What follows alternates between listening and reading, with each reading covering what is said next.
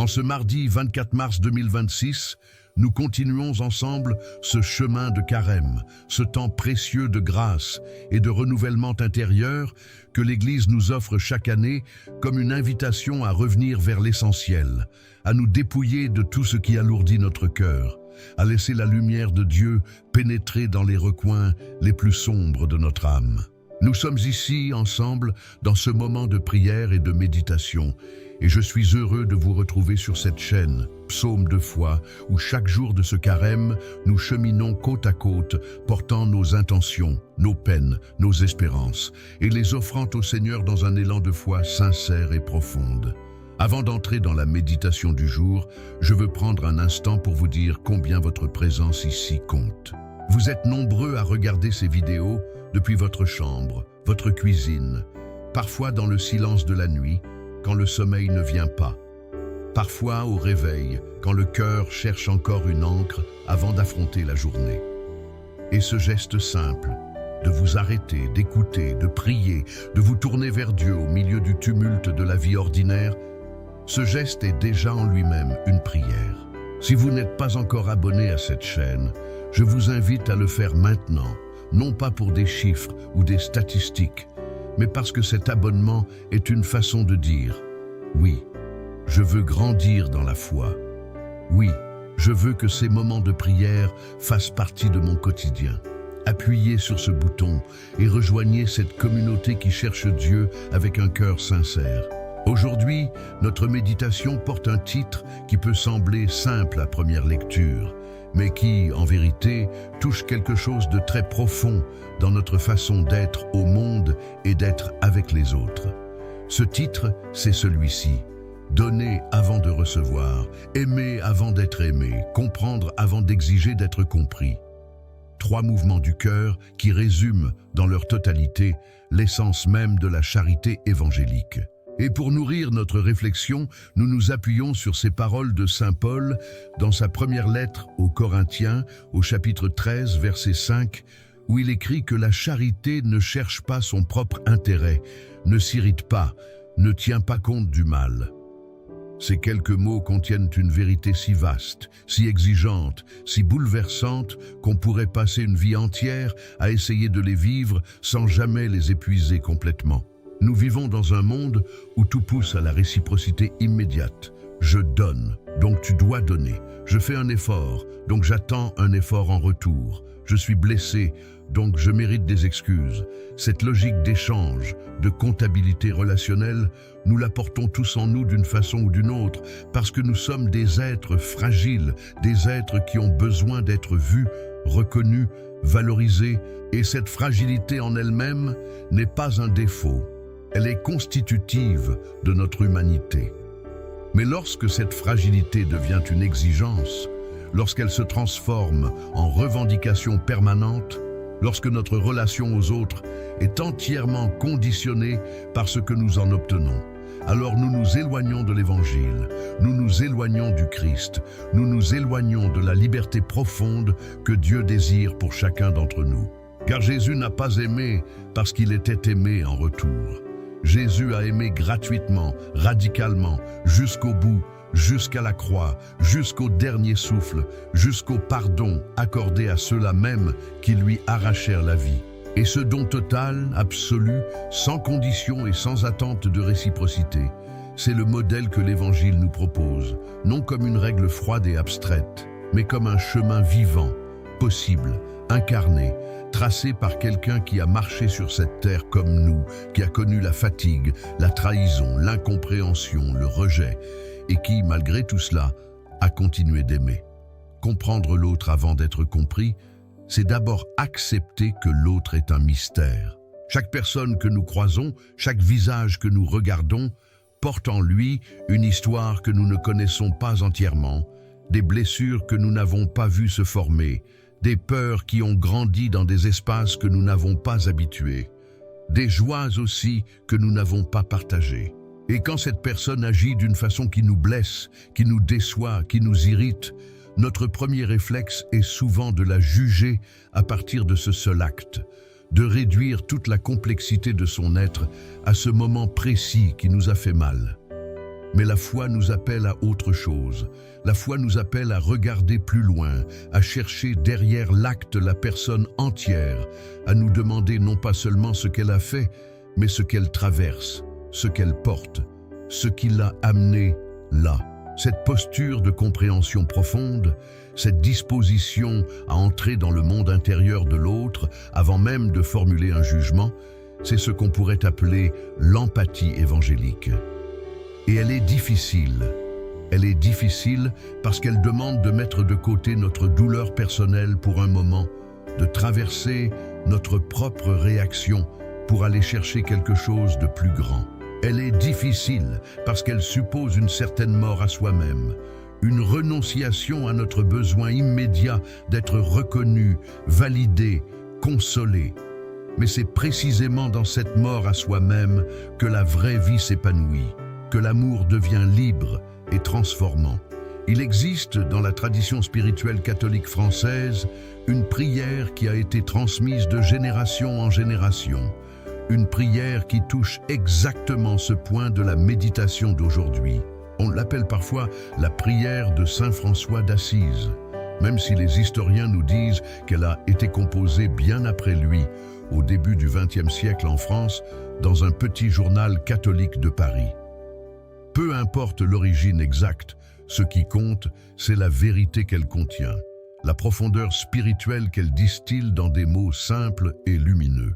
Cette prière dit « Seigneur, faites de moi un instrument de votre paix là où il y a la haine, que je mette l'amour, là où il y a l'offense, que je mette le pardon, là où il y a le désaccord, que je mette l'union, là où il y a l'erreur, que je mette la vérité, là où il y a le doute, que je mette la foi, là où il y a le désespoir, que je mette l'espérance, là où il y a les ténèbres, que je mette la lumière, là où il y a la tristesse, que je mette la joie. » Et puis vient cette ligne extraordinaire. Ô Maître, que je ne cherche pas tant à être consolé qu'à consoler, à être compris qu'à comprendre, à être aimé qu'à aimer. Car c'est en se donnant qu'on reçoit, c'est en s'oubliant soi-même qu'on se retrouve, c'est en pardonnant qu'on est pardonné, c'est en mourant qu'on ressuscite à la vie éternelle. Voyez-vous comme cette prière entre en résonance directe avec la parole de Saint Paul que nous méditons aujourd'hui ? La charité ne cherche pas son propre intérêt. Être compris qu'à comprendre. La charité ne s'irrite pas. Là où il y a la haine, que je mette l'amour. La charité ne tient pas compte du mal. Là où il y a l'offense, que je mette le pardon. Ces correspondances ne sont pas des coïncidences. Elles témoignent d'une cohérence profonde de la tradition chrétienne, d'une sagesse accumulée au fil des siècles par des hommes et des femmes qui ont essayé, dans leur vie concrète, de vivre cet évangile exigeant et libérateur.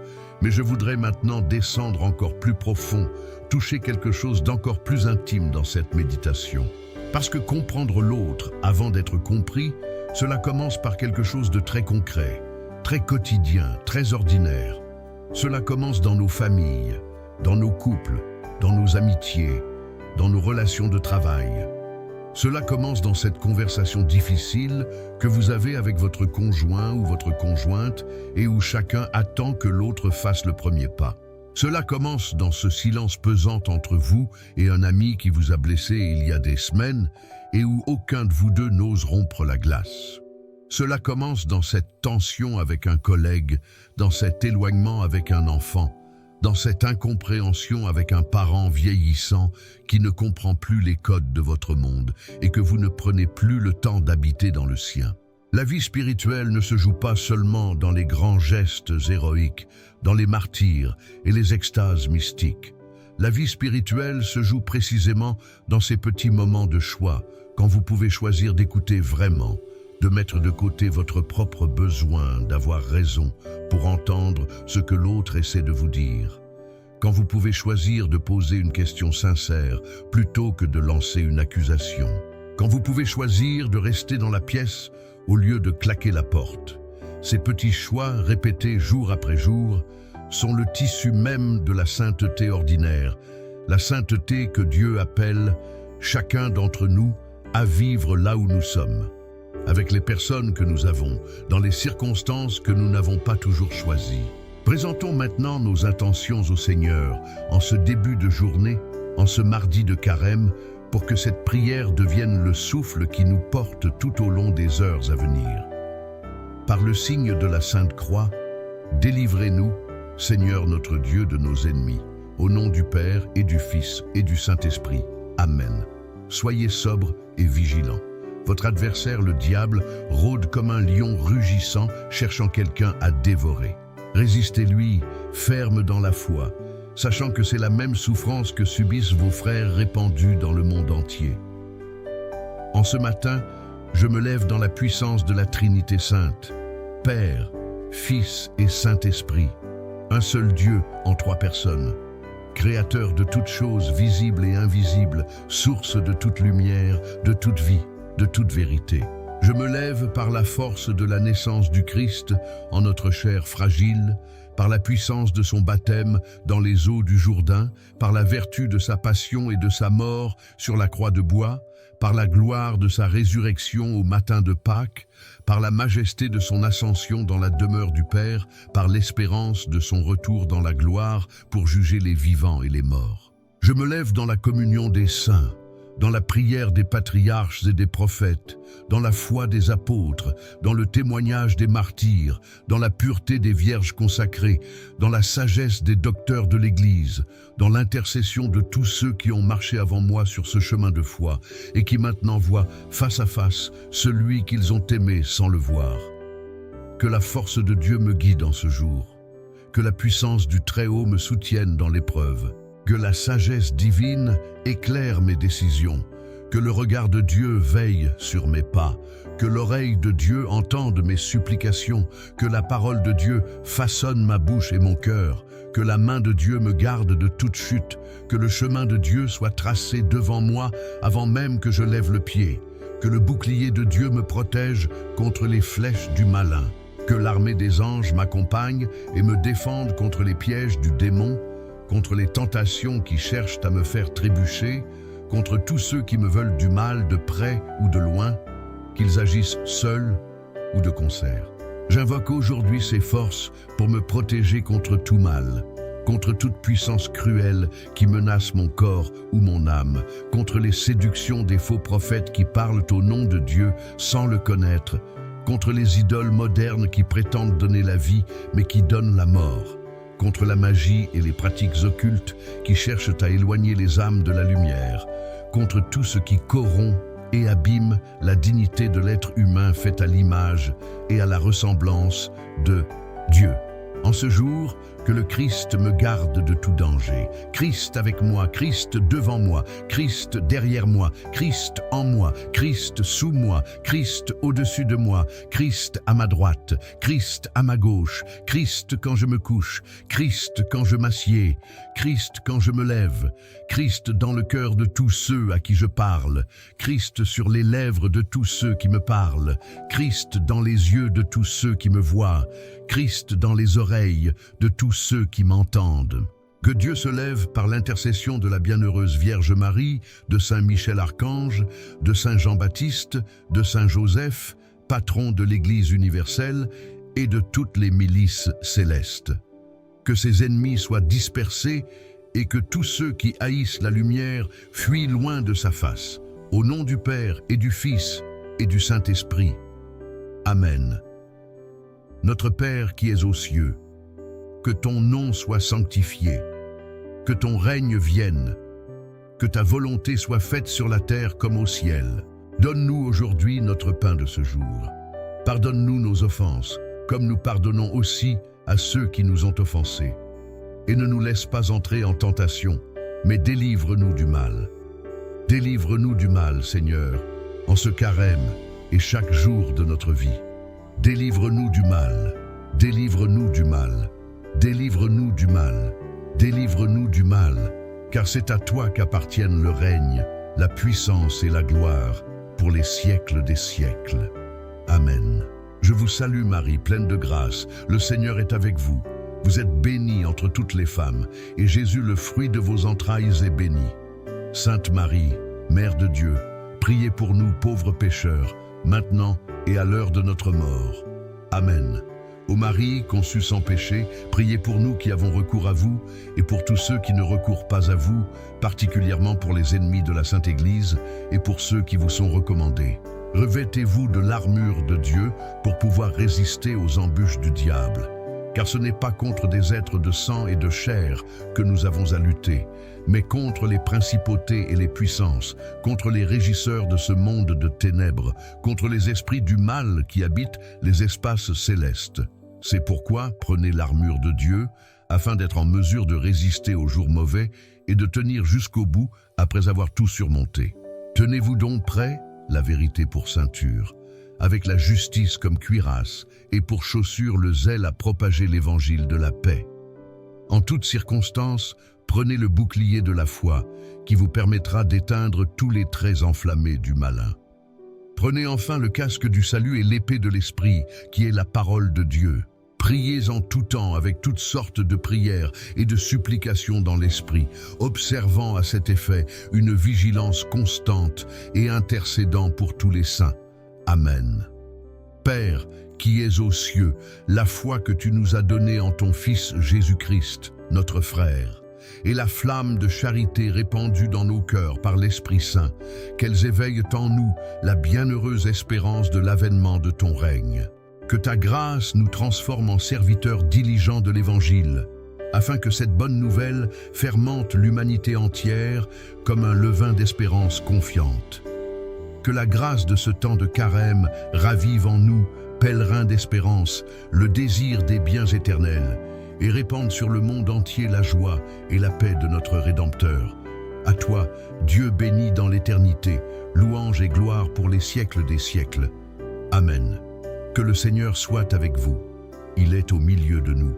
Notre protection est dans le nom du Seigneur qui a fait le ciel et la terre. Que le Seigneur Jésus-Christ soit avec toi pour te protéger. Qu'il soit devant toi pour te conduire et derrière toi pour te garder. Qu'il veille sur toi, te conserve et te bénisse en ce temps de carême. Amen. Et que la bénédiction du Dieu Tout-Puissant, Père, Fils et Saint-Esprit descende sur vous et demeure pour toujours. Amen. En ce mardi de carême, demeurez dans la paix et dans la joie qui viennent de Jésus. Et maintenant que notre prière est terminée, que nos intentions ont été portées devant le Seigneur, je voudrais vous inviter à rester un instant encore, non pas pour prier davantage, mais pour penser à une personne dans votre vie, une seule, qui attend peut-être de vous une parole de compréhension, un geste de tendresse, un regard qui ne juge pas, mais qui accueille. Une personne à qui vous n'avez pas encore dit que vous comprenez, ou du moins que vous essayez de comprendre. Cette personne existe dans la vie de chacun d'entre nous. Et le carême, ce temps de grâce, nous offre l'occasion unique de faire ce premier pas que nous remettons à demain depuis trop longtemps. Il y a quelque chose de très français dans cette façon d'aimer en retenue, de souffrir en silence, d'attendre que l'autre fasse le premier geste. Notre culture a valorisé pendant des siècles la dignité, la réserve, l'honneur, toutes des vertus belles en elles-mêmes, mais qui peuvent parfois devenir des murailles derrière lesquelles on s'enferme seul avec sa douleur. L'Évangile ne nous demande pas de perdre notre dignité, il nous demande de la mettre au service de l'amour. Il ne nous demande pas d'abdiquer notre personnalité, il nous demande de la transfigurer par la grâce de Dieu pour qu'elle devienne un don pour les autres et non une forteresse contre eux. Pensez à ce que représente en France la fête de la Toussaint, ce moment où des millions de familles se retrouvent devant les tombes de leurs proches, où les chrysanthèmes fleurissent les cimetières, où le souvenir des morts porte les vivants à se regarder différemment les uns les autres. Il y a dans cette tradition quelque chose de profondément évangélique. La mémoire des absents nous rappelle que le temps est compté, que les occasions de dire « je t'aime »,« je te comprends »,« je te pardonne » ne sont pas infinies. La mort, que nous côtoyons tous un jour ou l'autre dans notre entourage, est un rappel brutal, mais nécessaire que la vie est un don à vivre pleinement et à donner généreusement, maintenant, pas après. Ce carême que nous vivons ensemble, dans cette communauté de foi qui se retrouve chaque jour sur cette chaîne Psaume de foi, est une invitation à vivre ce maintenant avec une conscience plus aiguë, une disponibilité plus grande, un amour plus libre. Et c'est dans cet esprit que je vous lance cette invitation qui me tient à cœur. Abonnez-vous à cette chaîne si vous ne l'avez pas encore fait. Activez la cloche pour être notifié de chaque nouvelle vidéo. Et surtout, laissez un commentaire sous cette vidéo pour me dire comment vous vivez ce carême. Quelle est votre intention de prière du jour? Quelle est la personne dans votre vie pour qui vous avez décidé de faire ce premier pas de compréhension? Votre témoignage, même bref, même maladroit, est une prière vivante partagée avec toute la communauté. Il peut toucher quelqu'un qui se sent seul, quelqu'un qui cherche une raison de croire encore, quelqu'un qui a besoin de savoir qu'il n'est pas le seul à trouver le chemin difficile. La prière que nous avons vécue ensemble ce matin n'est pas un rituel vide. Elle est un engagement renouvelé, une décision de se mettre debout chaque jour avec la conviction que Dieu est là, que son amour précède toujours le nôtre, que sa miséricorde est plus grande que toutes nos faiblesses réunies. Et c'est cette conviction qui nous permet d'aller vers l'autre, d'essayer de le comprendre, même quand c'est difficile, même quand nous sommes blessés, même quand notre cœur résiste et que notre orgueil cherche à reprendre le dessus. Je vous donne rendez-vous demain pour continuer ensemble ce chemin de carême. D'ici là, portez dans votre cœur cette parole de Saint Paul. La charité ne cherche pas son propre intérêt. Laissez-la résonner pendant toute la journée. Laissez-la interpeller votre façon d'être avec les autres.